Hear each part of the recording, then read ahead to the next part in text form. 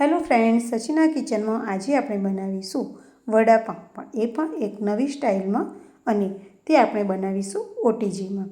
તો તેના માટે મેં અત્યારે જે પાઉં આવે છે તે 4 પાઉં લીધેલા છે, અને આ પાઉંને આ રીતે વચ્ચેથી કટ કરી અને વચ્ચેનો જે પાઉંનો ભાગ છે તે નીકાળી લઈશું. આ રીતે બધા જ પાઉંમાં 4 પાઉં છે આપણી પાસે, તે 4 પાઉંમાંથી આ રીતે કટ કરી અને વચ્ચેનો પાઉંનો ભાગ છે તે નીકાળી લઈશું. તો આ રીતે કંઈક નવી જ સ્ટાઇલમાં આપણે ઓટીજીમાં આજે વડાપાઉં બનાવીશું. ઓકે, વડાપાઉં રેગ્યુલર તો આપણે તવા ઉપર કેમ બનાવીને ખાતા જ હોઈએ છીએ, પણ આ એક નવી સ્ટાઇલમાં જો બનાવીએ તો બાળકોને કંઈક અલગ એવું ચેન્જ મળે અને તેઓને પણ મજા આવે ખાવાની. તે આપણે જે વચ્ચે જે ભાગ કરેલો છે તેની અંદર હવે આપણે બટર લગાવી દઈશું. અત્યારે આપણે ઘરનું બટર જ લીધેલું છે. તમે તમારી પસંદ અનુસાર અમૂલનું બટર પણ લઈ શકો છો.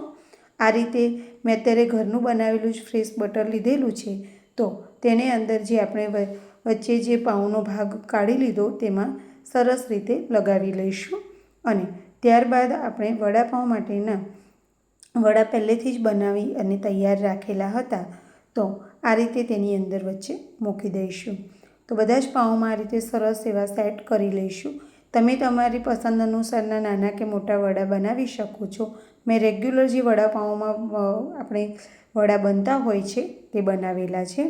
અને આ રીતે બધા વડા સેટ થઈ જાય ત્યારબાદ હવે આગળની પ્રોસેસ આપણે જોઈ લઈએ કે તેની ઉપર હવે આપણે બટર લગાવીશું, કે એકદમ સરસ એવો બટરનો ટેસ્ટ પણ આવશે અને ટેસ્ટી પણ એટલા જ લાગશે. તો આ રીતે બધા જ વડાની ઉપર આપણે બટર સરસ એવું લગાવી લઈશું. સચિના કિચનમાં આવી રહેલા વિડીયો તમને કેવા લાગે છે તે કોમેન્ટ કરીને મને જરૂરથી જણાવજો. અત્યારે આપણે મોઝરેલા ચીઝ લીધેલું છે, તો હવે બટર લગાવ્યા પછી આ મોઝરેલા ચીઝ છે તે આપણે બધા જ વડા ઉપર લગાવી લઈશું.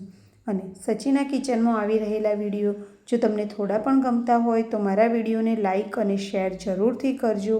અને મારા વિડીયોને તમે પસંદ કરતા હોય તો કોમેન્ટ કરીને મને જરૂરથી જણાવો કે તમને મારા વિડીયો કેવા લાગે છે. ઉપરથી આપણે થોડો ઓરેગાનો લગાવી લઈશું અને સાથે જ ચીલી ફ્લેક્સ પણ લઈ લઈશું. તો આ રીતે ખૂબ જ સરળ રીતે અને કંઈક નવી સ્ટાઇલમાં એવા વડાપાઉં અત્યારે આપણે સચિના કિચનમાં તૈયાર કરી રહ્યા છીએ.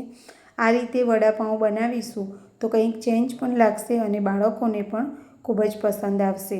તો અત્યાર સુધી જો તમે આ રીતે વડાપાઉં બનાવ્યા ન હોય તો એકવાર ચોક્કસથી બનાવજો, જેથી કરીને બાળકોને આ દિવાળીના તહેવારોમાં કંઈક અલગ જ એવો ટેસ્ટ અને કંઈક અલગ જ રીતે બનાવવાની મજા આવશે આપણને, અને એમને ખાવાની મજા આવશે. તેને હવે ઓટીજીમાં આપણે ઓટીજીને પહેલેથી જ 150 ડિગ્રી ઉપર પ્રીહીટ કરેલું છે મેં, અને હવે પ્રીહીટ થઈ ગયેલા ઓટીજીમાં આપણે જ્યાં વડાપાઉંને સેટ કરી લેવાના છે અને તેને હવે બંધ કરી અને તેને 10 મિનિટ માટે આપણે 150 ડિગ્રી ઉપર થવા દઈશું, કે જેથી કરીને સરસ એવો એનો ટેસ્ટી વડાપાઉં બને અને તૈયાર થઈ જશે. ચીઝ એકદમ સરસ એવું મેલ્ટ થઈ ગયેલું છે અને તમે જોઈ શકો છો કે આપણા વડાપાઉં એકદમ ચીઝી એવા સરસ તૈયાર થઈ ગયા છે.